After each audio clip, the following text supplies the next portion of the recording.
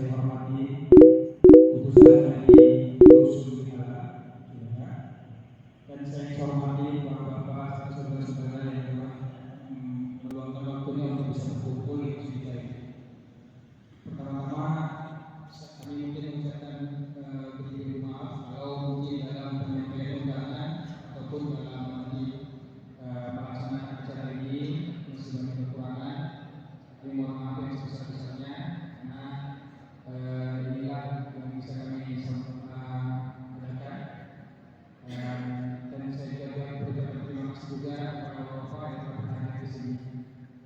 Adapun pada malam ini agenda kita adalah tujuan Dalam yang kedua yaitu kata-kata arahan atau bimbingan sebagai ketua BKN Persamaan yang ada bersama saya. Maka dengan ini diwakilkan kami minta kesediaan daripada sekretaris BKN Persamaan Bapak Nima Maulana. Maka dengan ini kami persilakan.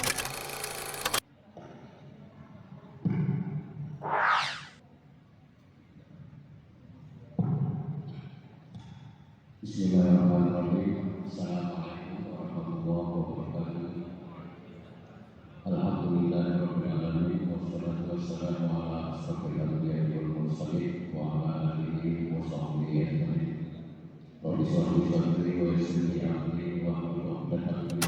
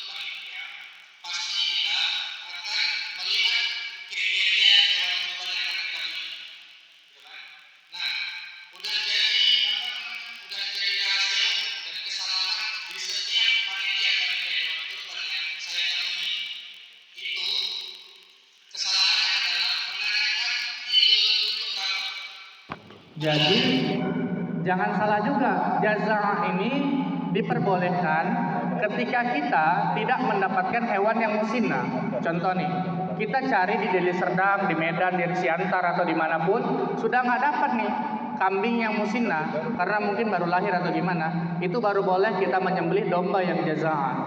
Itu ya Pak. Jadi mungkin catatan, maaf nih bukan ngajarin ya, catatan untuk panitia, kalau misalkan kita beli hewan kurban, tanyakan dulu umurnya. Karena berat Pak jadi panitia Pak.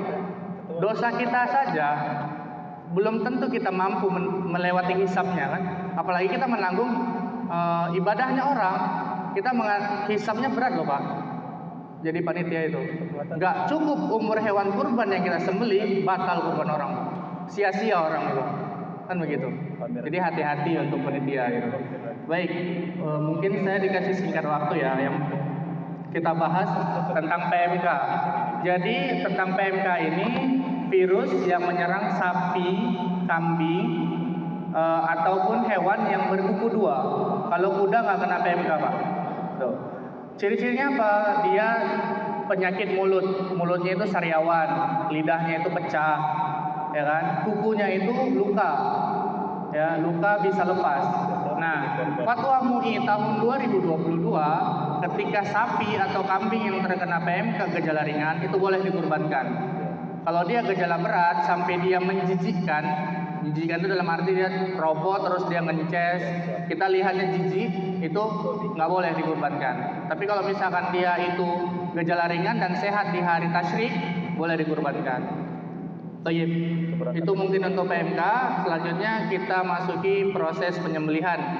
Nah, ini yang paling penting Pak di serangkaian ibadah kurban, yang paling penting adalah penyembelihannya. Karena apa? Karena disitulah titik pusat kita melaksanakan ibadah orang lain, terutama ibadah yang menitipkan kepada kita sang jagal untuk menyembelihkan hewan kurbannya.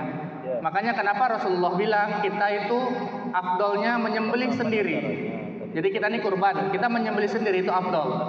Ya, kalau berani, kalau nggak berani kita boleh menyerahkannya kepada orang yang ahlinya. Yang pertama, teknik penyembelihan hewan yang benar. Bagaimana tekniknya? Tekniknya itu mudah Pak. Kita pakai teknik yang seenaknya kita menyembelih gitu. Jadi nggak harus sistem tarik dari bawah atau kita sorong. Itu terserah si penyembelihnya begitu. Terus titiknya di mana? Ini khususan untuk yang menyembelih. Titiknya itu 5 jari di bawah rahang. Ya, di 5 jari di bawah rahang. Jadi kita raba 5 jari di bawah rahang, itu yang tepat, yang enak untuk menyembelih. Jadi ini ujung rahang kan, kita raba 5 jari berarti di bawah jakun, jangan di atas jakun. Kenapa? Karena dalam syariat itu memutuskan 4 urat. Yang pertama adalah hulkum. Hulkum itu tenggorokan yang besar. Terus mar'i itu apa? Saluran makan. Saluran makan yang kecil di bawah, atau nama kedokterannya esofagus. Kalau hulkum itu trakea. Terus 2 urat darah, arteri karotis dan juga vena jugularis. Itu wajib terpotong.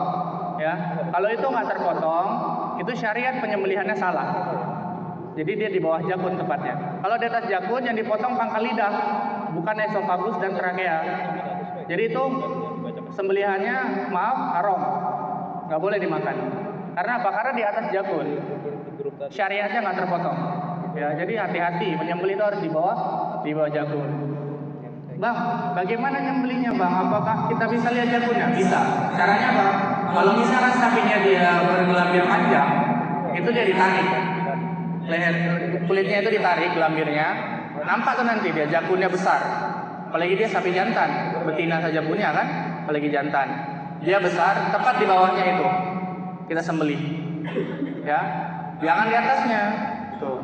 Kalau misalkan tepat 5 jari kita sembelih, insya Allah darahnya mengalir sempurna. Salahnya kita nggak ada yang fokus ya. Saya bisa menjelaskan pakai video sebenarnya.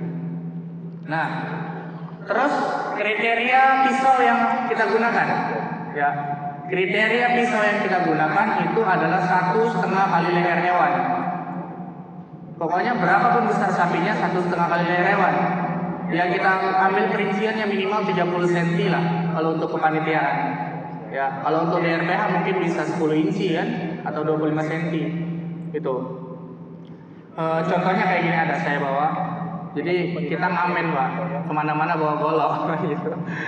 Jadi ini baja per, boleh dipakai sembelih? Boleh. Ini baja per dan ini stainless buatan pabrik, boleh dipakai sembelih? Boleh. Mana yang kuat? Dua-dua boleh untuk nyembelih. Kalau kekuatannya tergantung si penyembelih, dia nyembelihnya kena tulang atau enggak. Ya. Terus cara kita ngetes ketajaman itu pakai apa? Pakai kertas. Jangan di kuku, jangan di rambut Pak, membahayakan diri Bapak. Ya. Kalau kita tes di rambut, biasanya kalau orang rumah potong hewan tuh kayak gini, itu nggak boleh. Salah-salah nyeret kemari, meninggal dunia. Gitu. Hati-hati. Terus dia bisa nyayat kertas HVS sekali tebas. Contohnya kayak gini. Itu sudah layak untuk menyembelih. Ya. Kalau misalkan dia seret, nggak bisa, misalkan kayak gini nyangkut, itu diasah ulang. Ya, itu bisa. Ini juga bisa. Itu bisa untuk nyembelih. Jadi harus kita perhatikan pisaunya. Setiap menyembelih dicuci, dites. Kalau misalkan ada nyangkut, ada solusinya Pak. Jadi PKM itu harus punya, jangan punya golok aja, kan gitu. Harus punya asahannya. Asahan golok itu beda, bukan batu. Ya, ini asahannya untuk pisau-pisau sembelih. Ini murah kok, di online banyak, kan gitu. Paling nggak ngoyak untuk apa ya? Keuangan BKM lah kan, karena untuk inventaris juga kan, jadi gitu. Ini bisa dipakai tanpa kita pakai batu. Kenapa nggak pakai batu? Yang pertama kalau misalnya kita ngasah pakai batu, itu dia yang pertama terkontaminasi sama daging, pasir. Itu nggak baik, kita untuk bagi ke umat kan, nggak boleh kan, kalau misalnya jorokan Pak ya. Terus yang kedua pakai batu itu merusak mata bilah. Ya, jadi kalau misalkan dia setahun sekali nggak apa-apa, memang harus diasah. Tapi kalau untuk di hari H itu sediakan ini Pak. Ini namanya sharpening atau yang halus namanya honing. Panitia harus punya. Tuh. Jadi yang pertama kita kenapa harus punya peralatan yang memadai? Kita kan melihat syariatnya Pak, ya kan? Kalau kita nyembelihnya nggak baik Pak, masya Allah, itu nyawa makhluk Allah Pak. Allah kasih dia nyawa dari kecil, Allah kasih dia rezeki sampai 2 tahun. Kita nyembelihnya asal-asalan, auzubillah. Kan gitu. Hati-hati. Terus ada kasus kayak gini. Bang, saya nyembelih, tapi kambingnya bau Bang. Itu gimana? Apakah salah penyembelihan? Enggak. Penyembelihannya sudah benar. Yang salah apa? Di pengulitan.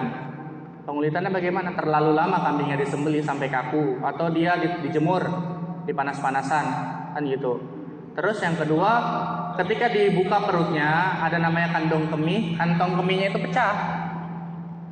Kambingnya mungkin dikasih minum gitu kan, banyak-banyak sebelum dipotong, kan besar, pecah, udah bau kambingnya. Gitu. Jadi hati-hati untuk bapak-bapak, mungkin di sini beda ya, tim kambing, tim sapi biasanya kayak gitu kan gitu. Untuk yang kambing hati-hati, ini rawan kalau di kambing. Kalau di sapi mudah-mudahan enggak. Sapi itu besar. Jadi kalau misalnya dia pecah kantong kemihnya masih bisa terselamatkan. Tapi kalau kambing nggak bisa. Ya Pak. Kambing hati-hati. Pas buka perutnya, ususnya pecah, babatnya pecah, atau kantong kemihnya pecah, dia bisa bau. Jadi bukan salah penyembelih. Oh penyembelihnya ini nggak soleh nih, nggak gitu. Penyembelihnya ini bukan haji, nggak gitu juga. Jadi nggak salah penyembelih kalau kambingnya bau. Salah di pengulitan dan proses selanjutnya setelah penyembelihan, begitu. Terus di masa PMK ini kita itu kan 2 tahun atau 3 tahun yang lalu diwajibkan pakai besek ya Pak ya. Nah khusus di PMK ini kita itu diwajibkan pakai plastik. Kenapa? Karena virus PMK itu 10 km dia bisa menyebar. Gitu. Jadi nyebar ke kandang lain, ya udah kandang kawan-kawan kita sapinya kena virus semua. Dan perlu digarisbawahi, daging yang sapi PMK itu dimakan manusia nggak apa-apa Pak, nggak nular ke manusia. Jadi itu khusus untuk sapi dan hewan ternak saja. Cuman yang tergantung sama kita makannya jijik atau enggak. Kalau jijik kan itu ada ada tanda kutip khususan ya. Kalau kita jijik itu berarti untuk kita sendiri itu haram. Gitu. Misalkan saya itu nggak suka makan ikan, itu makruh bagi saya makan. Tapi kalau untuk bapak kan nggak makruh kan? Tuh, kayak gitulah kalau kiasan PMK tadi, begitu. Terus selanjutnya syarat penyembelihannya itu, yang pertama itu orang Islam, yang kedua baligh. Terus kalau ada ahlul kitab boleh bang nyembelih, boleh. Cuman kan kalau sekarang nggak ada lagi ahlul kitab kan, gitu. Terus berakal, orang gila nggak bisa nyembelih, gitu. Ya. Lalu prosesnya itu secepat mungkin setelah dirobohkan langsung disembelih. Jangan bertele-tele. Jangan kita ngerobohkan misalkan 11 sapi, kita robohkan 7 udah roboh tidur semua, itu nggak boleh pak. Nggak boleh, itu menyiksa namanya. Kita harus melihat ihsannya juga. Ihsan itu baik. Ada adab-adab kepada hewan, bukan adab kepada manusia saja yang ada, kan gitu. Jadi satu-satu dirobohkan, baru disembelih secepat mungkin. Terus nggak boleh terlihat kawannya yang disembelih, kan gitu. Terus yang kedua, kalau misalkan nih sapi galak nih sama sapi jinak, mana duluan yang disembelih pak? Menurut bapak? Sapi jinak. Kenapa? Biarkan sapi galaknya sampai emosinya reda. Ya, si sapi yang nggak galak tadi, sapi jinak tadi kita sembelih saja. Kalau misalkan sapi galak kita sembelih, sapi yang jinak tadi jadi galak, bisa membahayakan kita. Terus begitu. Terus metode untuk perobohannya itu bermacam-macam. Ada yang mungkin ikat badan, ya kan? Ada yang ikat kaki, tergantung sama situasi dan kondisi situasional dia. Kalau kita lihat sapinya dia beringas, nggak mungkin kita ikat badan, gitu. Jangan kita melihat YouTube kan, oh pak ini YouTube-nya gampang pak perobohannya gitu. Jangan salah pak, saya gara-gara kayak gitu pasang pen pak, gara-gara ngadepin sapi. Jadi nggak sembarangan sapi itu pak. Jadi panitia itu berat. Saya pasang pen bahu saya.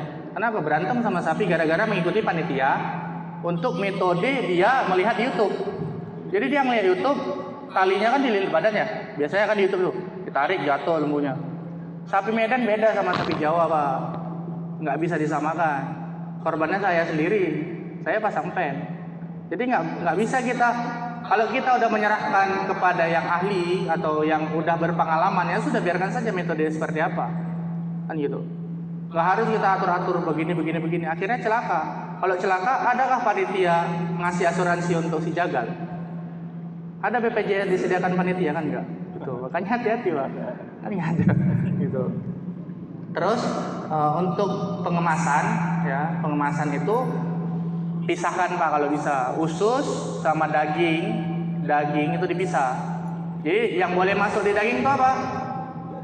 Jantung, hati, ginjal, paru-paru itu boleh masuk di daging. Kalau babat, usus itu nggak boleh masuk di daging. Ya, dipisah. Kenapa? Biar nggak bau dagingnya. Karena kalau digabung bau. Dan saya ada melihat keputusan menteri tahun ini kalau bisa panitia itu merebus jeroannya. Biar apa? Biar masyarakat itu aman mengkonsumsi hewan kurban tersebut. Toyib. Ini catatan untuk penyembelih. Kalau ketika menyembelih kita putuskan arteri karotis dan vena jugularis. Itu dua kan pak, dua urat. Kalau misalkan dua darah itu udah keluar, angkat pisaunya. Kalau misalkan dia udah putus tapi darahnya nggak keluar, berarti dia sumbat. Kalau dia sumbat, kita ambil pisau, kita iris saja sedikit, sampai dia darahnya keluar mengalir sempurna, itu boleh. Malah sunnah mempercepat kematian hewan tersebut. Begitu. Baik, mungkin itu ya. Terus ini cek kematian, ini penting nih, cek kematian hewan. Jangan menguliti hewan atau melakukan proses kelanjutan setelah hewan disembelih ketika dia masih hidup. Ya, caranya kayak mana? Gampang pak. Caranya jangan dipijak ekornya, jangan diapain. Lihat kedipan matanya, kita sentuh ujung ujung matanya itu. Kalau kita sentuh dia masih gerak, dia berarti masih punya hayatul mustakhirah atau dia masih punya nyawa. Terus yang kedua kita lihat aliran darahnya. Aliran darahnya itu udah nggak mau deras lagi dia, deras mengikuti detak jantung, ya kan? Kalau dia udah berhenti, itu berarti nyawanya udah di ujung. Yang ketiga itu perutnya dipegang. Kalau perutnya dipegang dia masih nendang, itu masih ada nyawanya. Tapi ketika ketiga ini sudah sudah dilakukan dan tidak ada pergerakan, boleh dilakukan proses selanjutnya. Karena kalau misalnya kita melakukan proses selanjutnya tapi hewannya masih hidup, misalkan lembunya masih hidup, kita potong kepalanya itu jadi makruh dimakan, ya, bukan halal lagi, jadi makruh dimakan, dan itu nggak ihsan, gitu. Terus melakukan proses pengulitan, hati-hati kalau pengulitan, jangan sampai pecah babatnya, gitu. Gunakan pisau yang tajam, dan paling penting panitia menyediakan yang namanya P3K. Jarang panitia menyediakan P3K. Karena kalau kita mudah-mudahan nggak terjadi apa-apa ya, nauzubillah, jauh-jauh. Kita ada yang kawan kena pisau atau kena kampa atau apa, kan kita nggak mungkin lari ke klinik kan, klinik juga tutup kan pasti. Ya kalau misalnya ada P3K kan kita bisa meminimalisir kan gitu. Terus itu. Tapi mungkin itu saja, karena mungkin mau cepat ya, disuruh bapak-bapak dicepatin gitu. Sebenarnya kalau misalnya kita buat kajian panjang, kita tuh bisa mungkin kemudian hari panitia bisa menyediakan hewannya mungkin kan gitu, ya kan? Kita buat Ahad pagi, kita besok ada praktek penyembelihan di Deli Serdang, terus hari Ahadnya kita di Binjai. Mereka buat pagi sampai 1 hari. Ada praktek sembelih sapinya. Mungkin Pak Sekretaris pernah ikut ya Pak ya? Pak Nimal itu pernah ikut, Bang Imam, terus almarhum ya Pak ya? Pernah ikut sama Juleha untuk latihan tersebut. Tayyib, mungkin itu saja dari saya. Kalau misalkan ada pertanyaan boleh bertanya. 2 saja pertanyaan. Kalau misalkan ada silakan bertanya Pak. Miknya.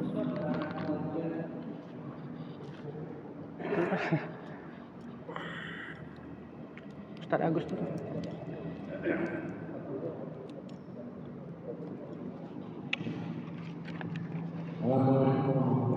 Waalaikumsalam warahmatullahi wabarakatuh.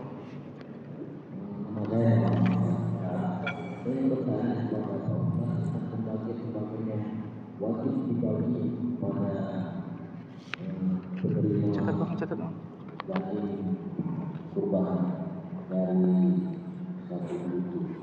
Terima kasih. Ya. Satu lagi. Mic-nya bang. Pembagian.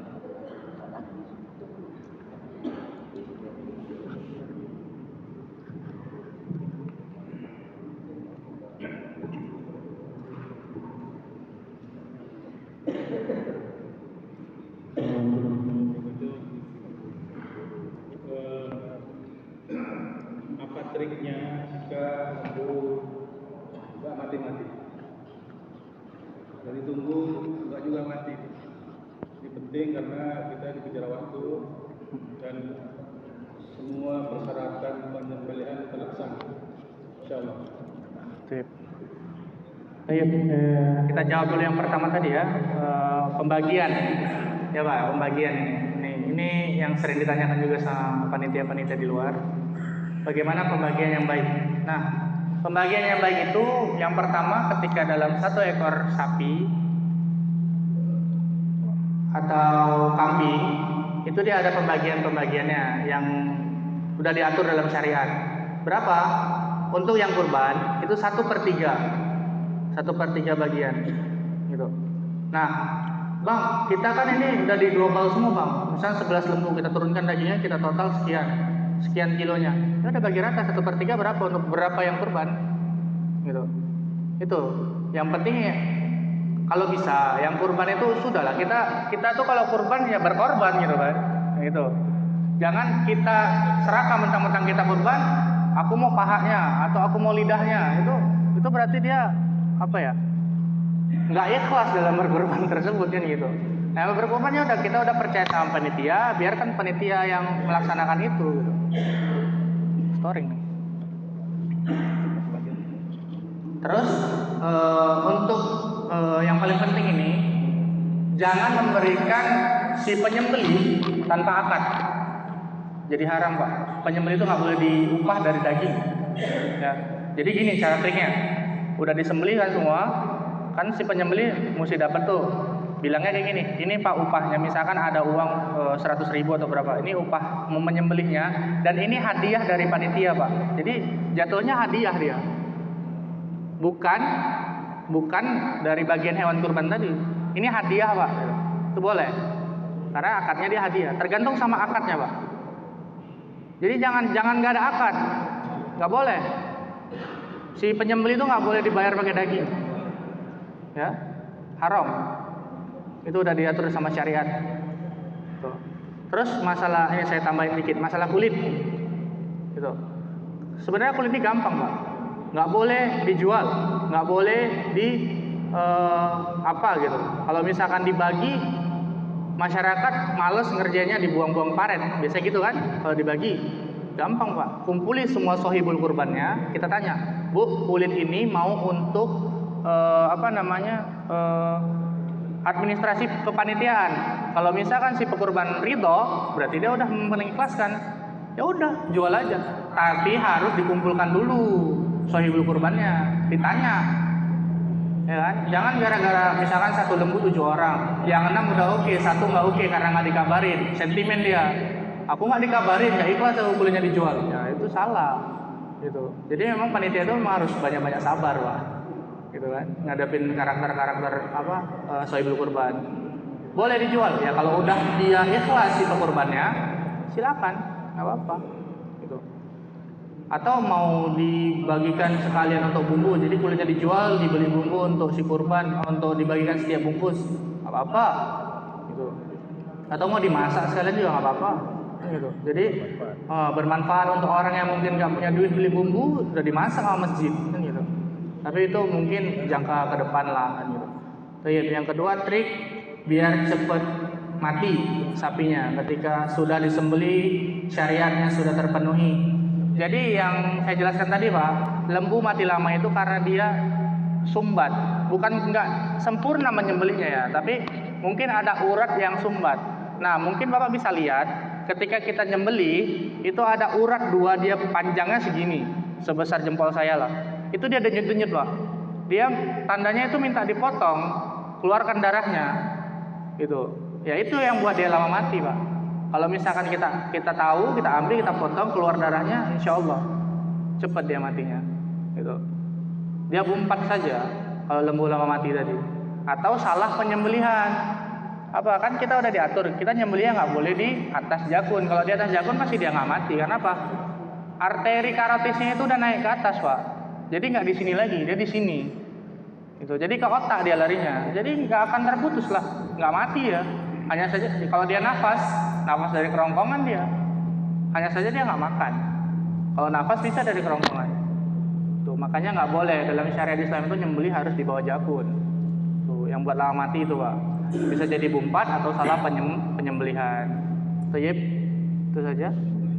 Mungkin kalau bisa nambah pertanyaannya.